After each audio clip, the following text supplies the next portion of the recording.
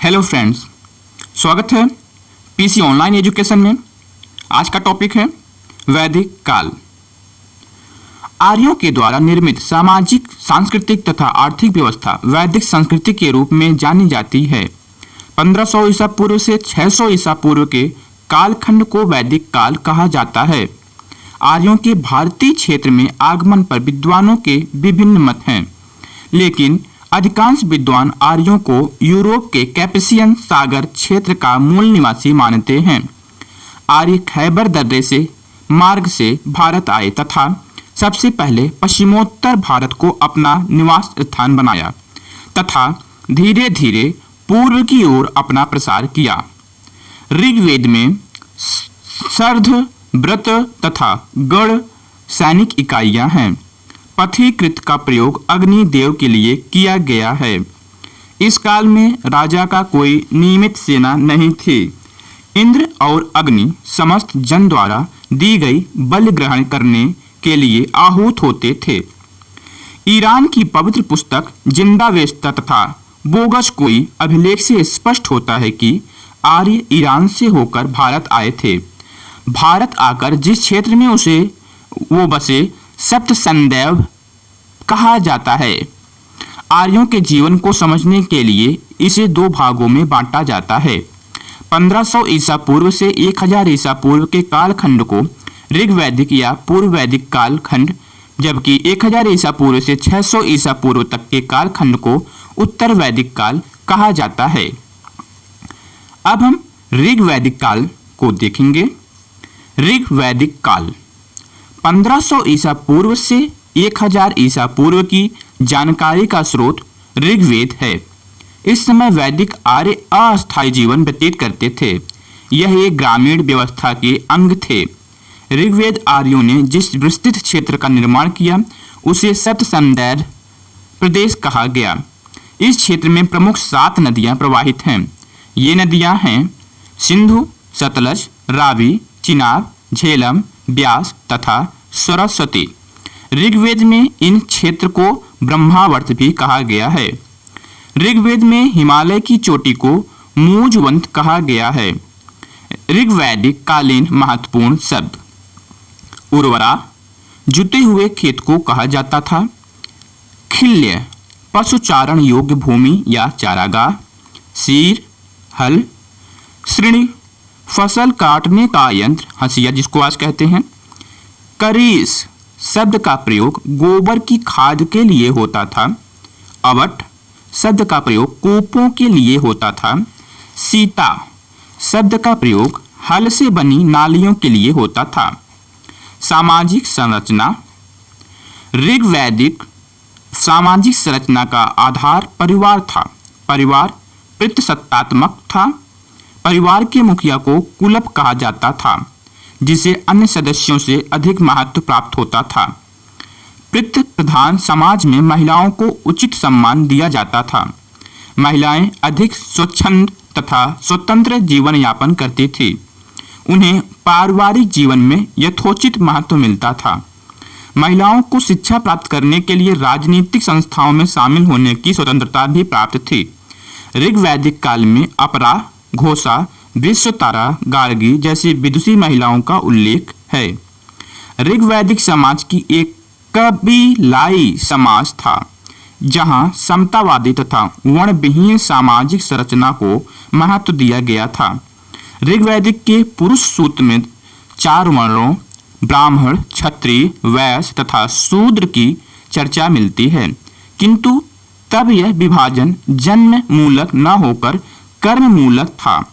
इसमें कहा गया है कि ब्राह्मण परम पुरुष के मुख से, क्षत्रिय उसकी भुजाओं से, वैश्य उसकी जांघों से एवं शूद्र उसके पैरों से उत्पन्न हुआ है। ऋग्वेद के ऋषियों में प्रमुख गृत्समद, विश्वामित्र, वामदेव, अत्रि, भारद्वाज और वशिष्ठ को एक दूसरे, तीसरे, चौथे, पांचवें, छठे और 7वें मंडल का रचनाकार माना जाता है। ऋग्वेद का 8वां मंडल कण्वों और अंगिरस वंश को समर्पित है। 9वें मंडल में सोम की चर्चा है। गाय को अघन्या यानी कि ना मारने योग्य माना जाता था। कर्म आधारित वर्ण विभाजन के बीच दास तथा दस्यु की चर्चा अवश्य मिलती है। दास तथा दस्युओं के साथ आर्यों का संघर्ष होता रहता था। दस्यु की चर्चा ऋग्वेद में अदेवयु यानी कि देवताओं में श्रद्धा नहीं रखने वाले, अब्राहन वेदों को न मानने वाले, अयज्वन यज्ञ नहीं करने वाले इत्यादि के रूप में की गई है। दस्यु की तुलना में दास ऋग्वैदिक आर्यों के लिए कम घृणास्पद थे और उन्हें आर्थिक उत्पादन से जोड़ा जाता था। दास तथा दस्यु को अमानुष भी कहा गया है। ऋग्वैदिक समाज में संस्कारों को महत्व दिया जाता था। कन्या का विवाह मंत्रोच्चार के साथ संपन्न होता था। लंबे समय तक विवाह न करने वाली कन्याओं को अमाजु कहा जाता था। बहुपत्नी प्रथा अनुपस्थित थी। विवाह के अवसर पर वर को उपहार देने की प्रथा थी, लेकिन इसे दहेज नहीं कहा जा सकता। बाल विवाह की प्रथा नहीं थी। समाज में सती प्रथा का कोई अस्तित्व नहीं था। विधवाओं को पुनर्विवाह की स्वीकृति थी। ऋग्वैदिक आर्य शाकाहारी तथा मांसाहारी भोजन करते थे। सोम आर्यों का मुख्य पेय था, जिसे मुख्य आयोजनों के दौरान परोसा जाता था। दूध तथा दूध से बने व्यंजनों की चर्चा भी मिलती है। स्त्री तथा पुरुष आभूषणों के शौकीन थे। सोने, चांदी, तांबे तथा बहुमूल्य धातुओं के आभूषण प्रयोग में लाए जाते थे। स्त्रियां साड़ी तथा पुरुष धोती तथा अंगोछे का उपयोग परिधान के प्रयोग में करते थे। ऋग्वैदिक आर्यों के मनोरंजन के साधन संगीत, नृत्य, शिकार, घुड़दौड़ तथा चौपड़ का खेल था। कई अवसरों पर प्रतिस्पर्धा का भी आयोजन किया जाता था। आर्यों के परिधानों को 3 भागों वास, अधिवास तथा उषरीस में बांटा जाता है। परिधान के नीचे पहने जाने वाले अधोवस्त्र को नीवी कहा जाता था। अब हम देखते हैं आर्थिक जीवन। आर्यों का जीवन भौतिकता से प्रेरित था। अर्थव्यवस्था के लिए पशुओं का महत्व सर्वाधिक था। गाय के लिए युद्धों का विवरण ऋग्वेद में मिलता है। संपत्ति की गणना रई अर्थात मवेशियों के रूप में होती थी। गाय की अतिरिक्त बकरियां, अजा, भेड़, अवी तथा घोड़े भी पाले जाते थे। पशुपालन की तुलना में कृषि का महत्व नगण्य था। कृषि के लिए उर्दर, धान्य तथा वपंती जैसे शब्दों का प्रयोग होता था।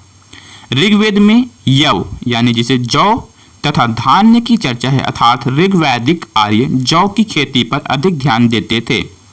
वस्तुतः इस समय की खेती विजित लोगों का व्यवसाय माना जाता था। यायावर जीवन व्यतीत करने के कारण भी ऋग्वैदिक आर्यों ने कृषि पर अधिक ध्यान नहीं दिया। निर्वाह अर्थव्यवस्था में कृषि के साथ वाणिज्य व्यापार को भी अधिक महत्व नहीं मिला था। वस्तु विनिमय प्रणाली प्रचलित थी। वैसे निष्क नामक एक सिक्के का उल्लेख मिलता है। ऋग्वेद में कुछ व्यवसायियों के नाम भी मिलते हैं, जैसे तक्षा, बढ़ई, कर्मा, स्वर्णकार, चर्मकार, वाय, जुलाहा आदि। ऋग्वेद में उल्लिखित समुद्र शब्द मुख्यतः जल राशि का वाचक है। ऋग्वैदिक कालीन नदियां। प्राचीन नाम, आधुनिक नाम: कृभु, कुर्रम, कुभा, काबुल, विस्तता, झेलम, अस्किनी, चिनाब, पणुसुड़ी, रावी, शतुद्री, सतलज, विपासा, ब्यास, सदानीरा, गंडक, दृशद्वती, घग्गर, गोमल, गोमती, स्वात, सुवास्तु ये ऋग्वैदिक कालीन नदियां थे।